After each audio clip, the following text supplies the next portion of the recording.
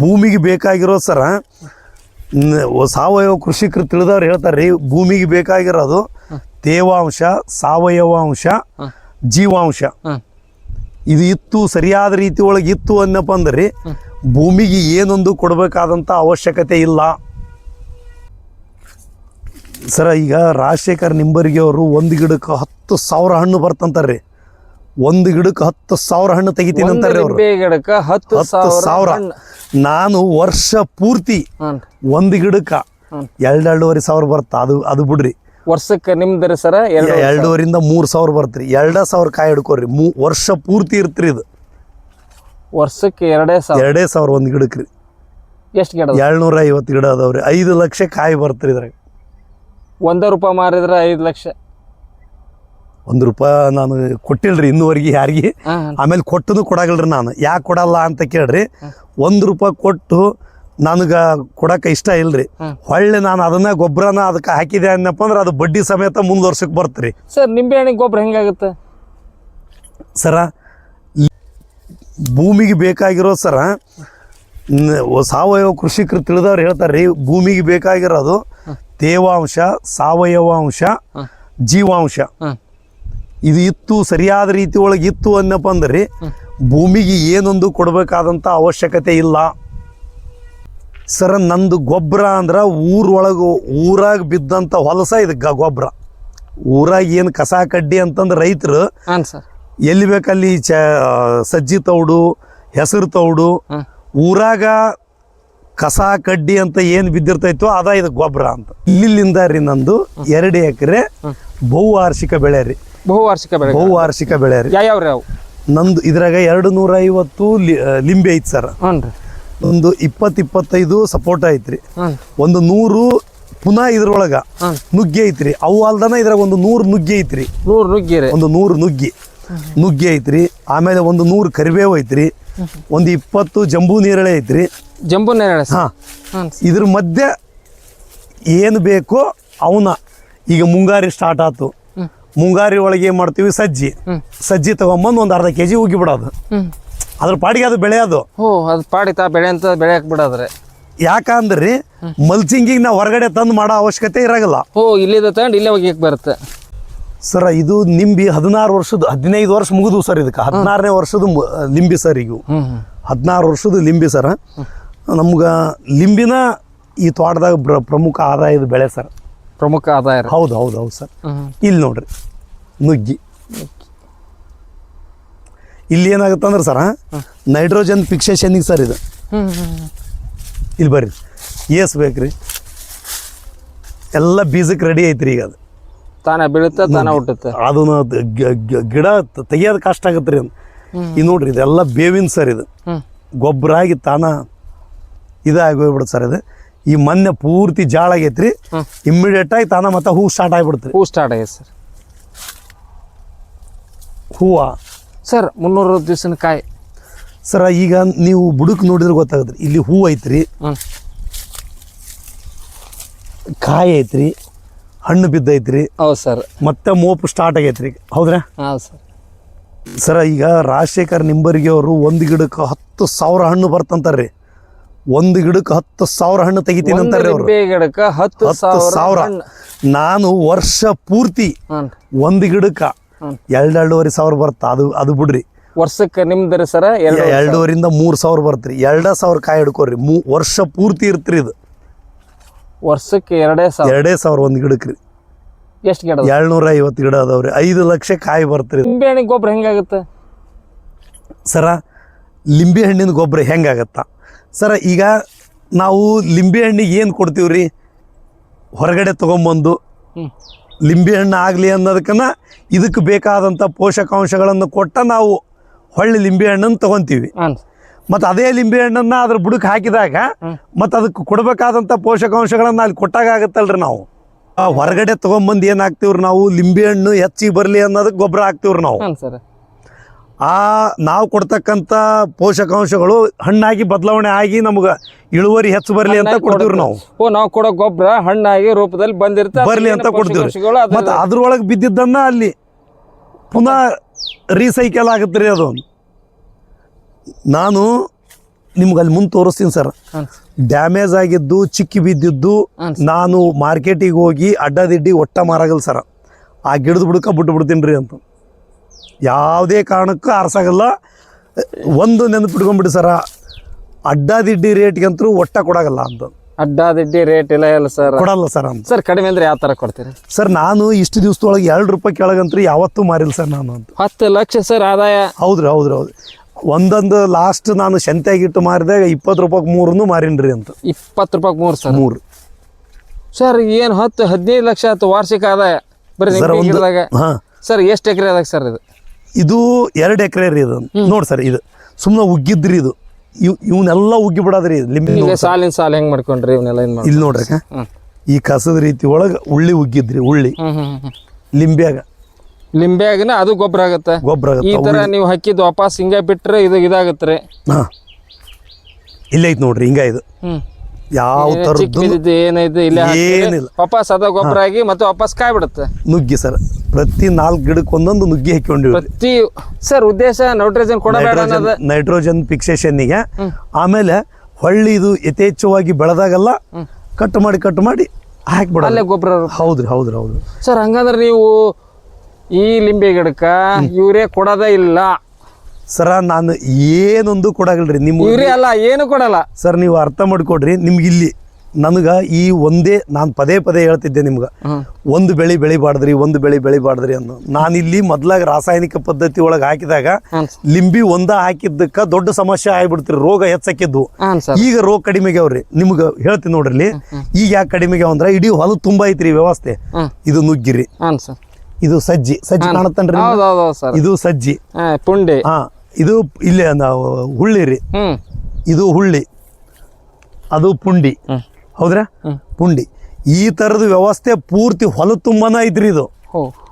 ಇದರಿಂದ ಬರುವಂತ ಇಲ್ಲಿ ಏನಾಗುತ್ತ ಅಂದ್ರೆ ಸರ, ಆಮೇಲೆ ಪಪ್ಪಾಯ, ಚೆಂಡು, ಆಮೇಲೆ ಇದ್ರ ತೋರಿಸಿದ್ನಲ್ ಗಲಾಟಿ, ಇಂಥವು ಇರೋದ್ರಿಂದ ಏನಾಗತ್ತಂದ್ರ ತನ್ನಷ್ಟಕ್ಕೆ ತಾನೇ. ಆಮೇಲೆ ಜೇನು ಐತಿ ಸರ. ಜೇನು ಸಹಜವಾಗಿನೇ 4 ಬಾಕ್ಸ್ ಅದಾವ ಸರ.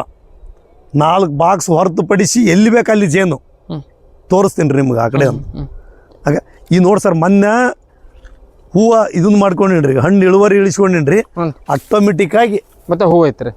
ನೀವು ಇಲ್ಲಿ ನೋಡ್ರಿ, ಸೈಜ್ ಸಣ್ಣದೈತಿ, ಸರ್. ಹಾ ಅಲ್ರಿ, ಸಣ್ಣ ದೊಡ್ಡದು ಐತ್ರಿ, ಎಲ್ಲಾ ತರದ ಐತ್ರಿ ಸರ್. ಈಗ ಸಾಲಿನ ಸಾಲ ಹೆಂಗೆ ಹಚ್ಕೊಂಡ್ರಿ ನಿಂಬೆ ಹಣ್ಣು ಸರ್? ಸಾಲಿಂದ ಸಾಲಿಗೆ ಇದು 20 ಫೀಟ್ ಐತಿ ಸರ್. ಸಾಲಿಂದ ಸಾಲಿಗೆ 20 ರೀ, ಗಿಡದಿಂದ ಗಿಡಕ್ಕೂ 20 ಐತಿ ಸರ್. 20 ರೀ. ಸರ್ ನೀರ್ ನಿರ್ವಹಣೆ ಹೆಂಗೆ? ನೀರ್ ಜಾಸ್ತಿ ಬೇಕಾ ಕಡಿಮೆ? ಸರ ಡ್ರಿಪ್ ಇದ್ರಿ, ಇದಕ್ಕೆ ಡ್ರಿಪ್ ಕೊಟ್ಟಿನಿ ಸರ. ಡ್ರಿಪ್ ಕೊಟ್ಟು ಡ್ರಿಪ್ ಇಲ್ಲೇ ಹಾಕಿನಿ ಸರ ಅಂತ. ಸರ ನಂದು ಗೊಬ್ಬರ ಅಂದ್ರ ಊರಾಗ ಬಿದ್ದಂತ ಹೊಲಸ ಇದಕ್ಕೆ ಗೊಬ್ಬರ. ಊರಾಗ ಏನು ಕಸ ಕಡ್ಡಿ ಅಂತಂದ್ರೆ ರೈತರು ಎಲ್ಲಿ ಬೇಕಲ್ಲಿ ಸಜ್ಜಿ ತೌಡು, ಹೆಸರು ತೌಡು, ಊರಾಗ ಕಸ ಕಡ್ಡಿ ಅಂತ ಏನು ಬಿದ್ದಿರ್ತೈತೋ ಅದ ಇದಕ್ಕೆ ಗೊಬ್ಬರ ಅಂತ. ಈ ನಿಂಬೆಹಣ್ಣಿಗೆ ಸರ ಊರಾಗಿರೋ ಕಸನ ಇದಕ್ಕೆ ಗೊಬ್ಬರ ಸರ್. ಆಮೇಲೆ ಇಲ್ಲಿ ಬೆಳೆದಂತ ಕಸ ಕಡ್ಡಿನ ಅದಕ್ಕೆ ಇದನ್ನೇನು ಮಾಡಿ ಕಸ ಕಡ್ಡಿ ಹಾಕಿದ್ರೆ ಗೊಬ್ಬರ ಹೆಂಗ ಸರ್? ಅದು ಇದು ಸಜ್ಜಿ ಹೌದಿಲ್ಲ ಸರ್? ಈ ಸಜ್ಜಿ ತಿನ್ನೋದ್ರಿಂದ ಅನೇಕ ದೇಹಕ್ಕೆ ಪೋಷಕಾಂಶಗಳು ಬರ್ತಾವು ಅಂತಂದು ಹೇಳ್ತೀವ್ರಿ ನಾವು. ಬರ್ತಾವಿಲ್ರಿ? ಇದ್ರೊಳಗೆ ಇದ್ರನ ಇದಕ್ಕೆ ಬಂದಿರುತ್ತನ್ರಿ ಅದು. ಹೌದೌದ್ರಿ. ಮತ್ತೆ ಇದ್ರಾಗ ಏನಾರ ಇರ್ಬೇಕಲ್ಲ ಸರ್? ಹಾಗಾರ ಇದೇ ಪೋಷಕಾಂಶಗಳು ನಮ್ಗೆ ಗೊಬ್ಬರ ಬರುತ್ತೆ ಸರ. ಈಗ ತ್ಯಾಜ್ಯನ ತನ್ನಷ್ಟಕ್ಕೆ ತಾನೇ ಎಲ್ಲದು ಸರ್ವೈವಲ್ ಆಗಿ ಬೆಳೆಯುತ್ತೆ. ಇಲ್ಲಿ ನಿಮ್ಗೆ ಇಳುವರಿ ಗಿಡದ ರಚನೆ ಇಲ್ಲಿ ಏನಾದ್ರೂ ನನಗೆ ಕೊರತೆ ಇದ್ದದ್ದನ್ನು ತೋರಿಸ್ರಿ ನೀವು. ಏನಿಲ್ಲ ಸರ್, ಏನಾದ್ರೂ ಗಿಡಕ್ಕೆ ಇಲ್ಲ ಕೆಳಗೆ ಬಿದ್ದವು ಸರ್. ಇಲ್ಲಿ ಏನಾದ್ರೂ ಕೊರತೆ ಇತ್ತಂದ್ರ ತೋರಿಸ್ರಿ ನೀವು. ಇಲ್ಲ ಇದಕ್ಕ ನೋಡ್ರಿ ಆ ತರ ಕಾಯ್ಬಿಟ್ಟು ಸರ್ ನ್ಯೂನತೆ ಐತಿ ಅಂತ ಪೂರ್ತಿ ಜಾಳ ಆಗಿತ್ತವ್ರಿ ನೋಡಕತ್ತೀರಿ ನೀವು. ಹೊಳ್ಳಿ ಫ್ಲವರಿಂಗ್ ಸ್ಟಾರ್ಟ್ ಆಗೈತ್ರಿ ಈಗ. ಹೊಳ್ಳಿ ಬಂದ ಸರ. ಈಗ ಇದಕ್ಕ ಪೂರ್ತಿ ಹಣ್ಣು ಇಲ್ರಿ, ಈಗ ಫ್ಲವರಿಂಗ್ ಸ್ಟಾರ್ಟ್ ಆಗತೈತ್ರಿ ಅಂತ. ಸರ್ ಎಷ್ಟು ವರ್ಷದ ಗಿಡ ಹಾಕತ್ರಿ ಅಂದಾಜು ಇದು? ಸರ ಇದಕ್ಕೊಂದು 40-45 ವರ್ಷ ಅಂತ ಹೇಳ್ತಾರೆ ನೋಡ್ರಿ ಅಂತ. 40 ವರ್ಷದ ಮಟ್ಟ ಬರ್ತದೆ? ಹೌದ್ರಿ. ಓಹೋ ಸರ್, ಈಗ ಬೆಳೆದಿದ್ದು ಎಷ್ಟು ವರ್ಷ ಆಯ್ತು? ಇದು 15ನೇ ವರ್ಷ ಸರ್. ಇದು 15 ವರ್ಷ. ಸರ್ ಇನ್ನ 20-25 ವರ್ಷ. ಸರ್ ಅದು ಏನೂ ಆಗಲ್ರಿ. ಮೆಣಸಿ ಗಿಡ 2-3 ವರ್ಷ ಬರಕತ್ತಾವಂತ, ಇವು ಏನಾಗೈತ್ರಿ ಸರ್ ಸಹಜ ಕೃಷಿಯಲ್ಲಿ ಮೆಣಸಿನ ಗಿಡ 2 ವರ್ಷ 3 ವರ್ಷ ಬರಕತ್ತ ಅಂದ್ರೆ ಬರೀ 1 ವರ್ಷದ ಬೆಳೆ ಅಲ್ಲ ಸರ್ ಅದು. ಇಲ್ಲೈತೆ ನೋಡ್ರಿ, ಅವೆಲ್ಲ ಡ್ಯಾಮೇಜ್ ಆಗಿದ್ದವು, ಸ್ವಲ್ಪ ಚಿಕ್ಕಿ ಗಿಕ್ಕಿ ಬಿದ್ದಿದ್ದು, ಅಲ್ಲೇ ಆರಿಸಿ ಬಿಟ್ಟಿದ್ದು ರೀ ಇವು. ಇಲ್ಲೈತೆ ನೋಡಿ, ಇವೆಲ್ಲ ಆರಿಸಿ ಡ್ಯಾಮೇಜ್ ಸಣ್ಣ ಪುಟ್ಟ ಜಾಳ ಆದಾಗ ಇವನು ಬಿಟ್ಟಿದ್ದು ರೀ ಇವು. ಸರಿ ಆಗಾಗಿಲ್ಲ, ಇದು ಮಾರ್ಕೆಟ್ನಾಗ ರೇಟ್ ಸಿಗಾಗಲ್ಲ ಅಂದಿದ್ದು ಬಿಟ್ಟು ಬಿಡೋದ್ರಿ ಇದು. ಅದು ಅಲ್ಲೇ ಗೊಬ್ಬರ ಆಗುತ್ತೆ. ಹೌದ್ರಿ. ನಾವು ತಗೊಂಡು ಇವನು ಬೆಳೆದಿದ್ದನ್ನ ಹೋಲ್ಸೇಲು ಎಷ್ಟು ಸಾಧ್ಯ ಆಗುತ್ತೋ ಸಣ್ಣ ರೈತರಿಗೆ ಹೇಳಕತ್ತೀನಿ ರೀ ನಾನು. ಎಕರೆ 2 ಎಕರೆ ಇದ್ದ ರೈತರಿಗೆ ಏನು ಹೇಳಕತ್ತೀನಿ ಅಂದ್ರೆ ರೀ, ದಯವಿಟ್ಟು 2 ಎಕರೆ 3 ಎಕರೆ ಇದ್ದವರು ಹೋಲ್ಸೇಲ್ ಮಾರ್ಕೆಟಿಗೆ ಏನು ಹೊಡಿಬೇಡ್ರಿ, ನೀವೇ ಖುದ್ದು ಮಾರ್ರಿ. 1 ಎಕರೆ 2 ಎಕರೆ ಇದ್ದವರು ದಯವಿಟ್ಟು ಹೋಲ್ಸೇಲ್ ಮಾರ್ಕೆಟ್ಗೆ ನೀವು ತೊಗೊಂಡೋಗಿರೋ ಬೆಳೆನ ಕಳಿಸ್ಬಾಡ್ರಿ. ನೀವು ಇನ್ನೂ 1 ಎಕರೆದಾಗ ಅರ್ಧ ಎಕರೆದಾಗ ಇನ್ನೂ ಕಡಿಮೆ ಮಾಡ್ರಿ, ಬೆಳೆಯೋದು ಕಡಿಮೆ ಮಾಡ್ರಿ, ನೀವೇ ಮಾರ್ರಿ. ನಿಮ್ಗೆ ದುಡ್ಡು ನೀವು ನಿರೀಕ್ಷೆ ಇರಲಾರ್ದಕ್ಕಿಂತ ಹೆಚ್ಚಿಗೆ ಸಿಗುತ್ತಾ ಅಂತ ನೀವು ಹೇಳ್ಕೊಂಡು ಬಂದಂಗ. ಈಗ ನೀವು ಸಹಜ ನಾವು ಇವ್ರ ಹೊಲ್ದಾಗ ಏನೈತಪ್ಪ ಅಂದ್ಕೊಂಡವ್ರು, ಈ ನಾನು ಇಲ್ಲಿ ಕೊನೆ ಎಂಡಿ ಬಂದ ಮೇಲೆ ನನ್ನ ತಲೆಗೆ ಒಂದು ಪ್ರಶ್ನೆ ಮೂಡಿತು. ಲಿಂಬೆ ಸುಮಾರು ಒಂದ ಗಿಡಕ್ಕೆ 1,000 ಕಾಯಿ ಬಿಟ್ಟರು ಸುಮಾರು 1-2-3 ಲಕ್ಷ. ಆಮೇಲೆ ಈಗ ನಾವು 50-100 ಕಾಯಿ ಲೆಕ್ಕ ಹಿಡಿದು ಅದು ಇಲ್ಲ ಹಂಗೆ ಒಳಗೆ ಹೋಗ್ಬೋರಿ ನೀವು. ಅಲ್ಲಿ ಇಲ್ಲ ಡ್ಯಾಮೇಜ್ ಸರ್, ಇದು ಟೋಟಲ್ ಆರಿಸಿ ಬಿಟ್ಟು ಡ್ಯಾಮೇಜ್ ರೀ ಇದು. ಸರ್